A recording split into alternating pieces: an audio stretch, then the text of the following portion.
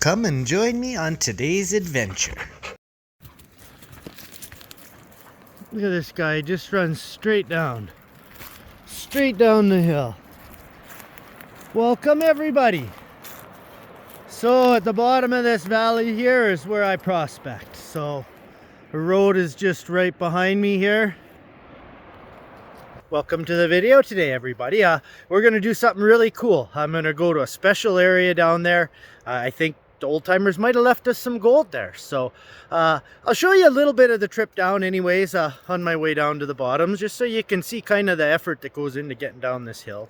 I'm about 450 feet up right now. So I got a long truck down to the creek. So I'll show you guys at a couple different points what it looks like. Okay, here's about the first 100 feet.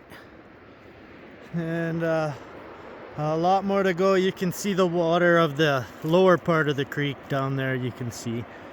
Well, let's go a little lower. And I'm about the 200 foot mark now. You can still see I easily got another 200 or more feet to go to get to the bottom. I'm 100 feet from the bottom now. It's a long ways down. Okay, we're at the bottom now. Creek's right out in front of me. Let's go take a look how fast it's running. Okay everybody, look at this raging creek. When you normally watch my videos, yeah, this isn't even the top water yet, but you were to fall in that right there, you're a dead man. Very unlikely you'd swim out of that. So we're gonna head to a safer area to work today. All right, here's where we're gonna prospect. Nah, not down in that deadly mine shaft there. We're gonna clear some of the brush and the branches from above it here. And I'm gonna see if I can take a sample, because I have a feeling they were washing their material somewhere in this area here. So yeah, seeing some gold up here would be a really good sign that they spilled as they were pulling the buckets up the 25 feet out of this mine shaft to wherever they were processing it. Had to be close. Little bit of new prospecting.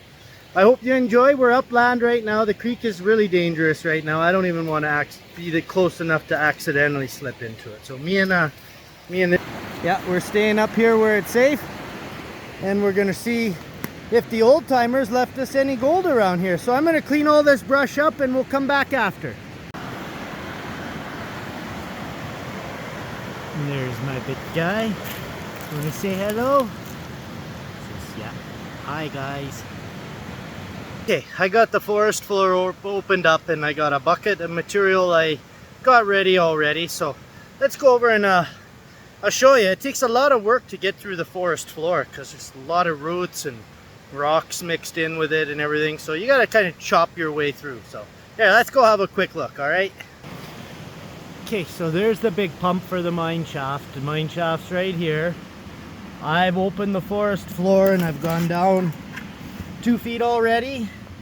I'm into the water table that's coming from the mine shaft now. I can't help that. So I've been just bailing that water out quick and then scraping whatever material I can from as low as I can right now. I'm just trying to figure out if we're washing material around here or not. So if we start finding a lot of hematites and the black sands and things like that at the end of my pan of this video, then we know they were washing in this area, because there should generally, up this high in the forest, there shouldn't be too much of that, right? So if there is, I'll be excited. I have one bucket ready to go. It's just right under here. I got a rock washing bucket, some extra water. I am using nice clean water from the creek today. It is flowing. Can't even go down there.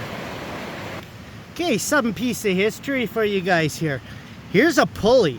Now the pulley's right beside the hole, so I'm guessing this was the pulley that they were using to crank the buckets up and down from the poor guy, you know, 25 feet down. So yeah, that's really cool. If this was the anchor point where they were pulling up all the buckets at, there could be some good gold in this area. So, you know, I am always hopeful.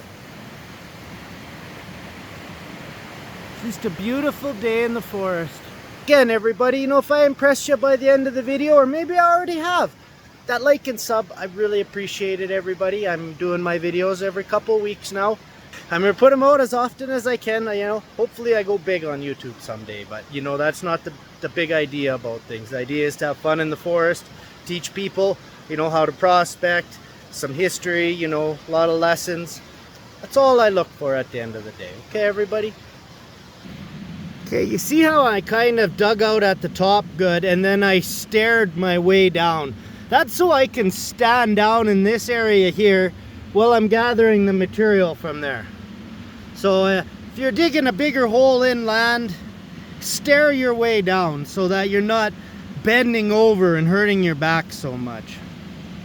Okay, I wanted to show you guys this because I've been looking for signs that they were processing material here. Well, look at these round rocks now.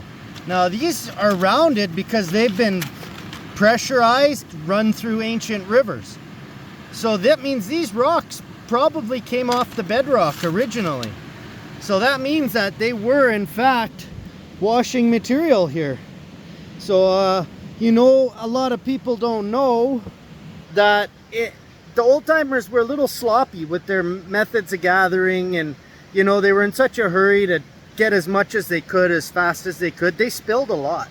So if you can ever find areas where you can find signs where they were working, there's no other reason round rocks should be this deep in the hole here, unless before they put bigger rocks on top, maybe from the mine shaft itself, they were washing material here. So all I can do is hopeful that something off a bedrock, something nice, landed here, and it's in one of my buckets now. So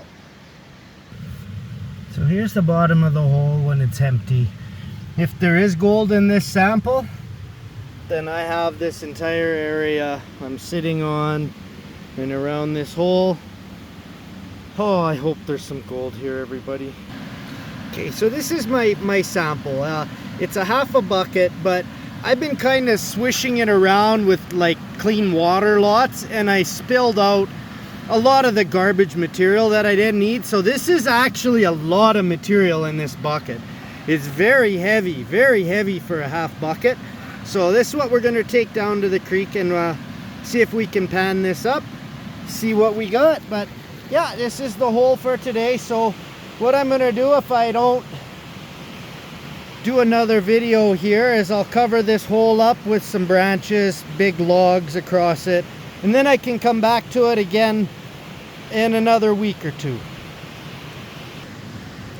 Okay, you guys, here you go. This is my last bit of material, but it's very dangerous to stand at the edge of the creek. It's very steep with big rocks and water flowing it. So I'm going to show you another way. I just filled my big pan up with water.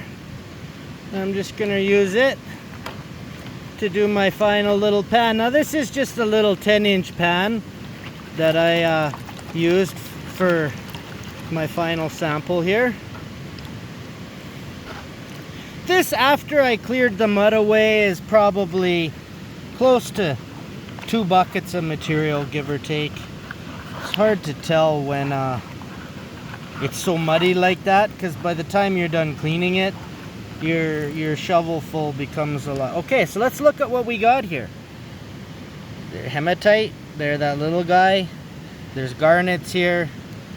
This is a sign they were washing dirt in this area. So hopefully my theory's right. They usually used to miss little pieces of gold, like not gram nuggets or anything like that, just flakes, big pieces like that. They never got them because their ways of processing weren't good enough.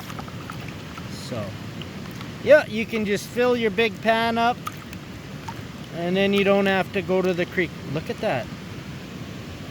Look at that right there. That's gold they left behind right there, everybody. Let's see what we got. There's still a few more garnets and things in there too. Quite a bit of black sand, which I said in the beginning we were looking for black sand up inland because it's a sign they were processing their dirt there. And I was right. And there's gold here, so go figure, right? Put 2 and 2 together. So this is pretty much done now. There's a couple little garnet heavies in there. So let's go over to the shade here and have a look at this.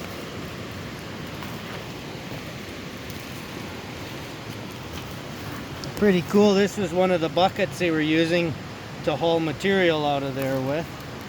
There's pieces of history everywhere. Okay, so I'm kind of down in the shade now.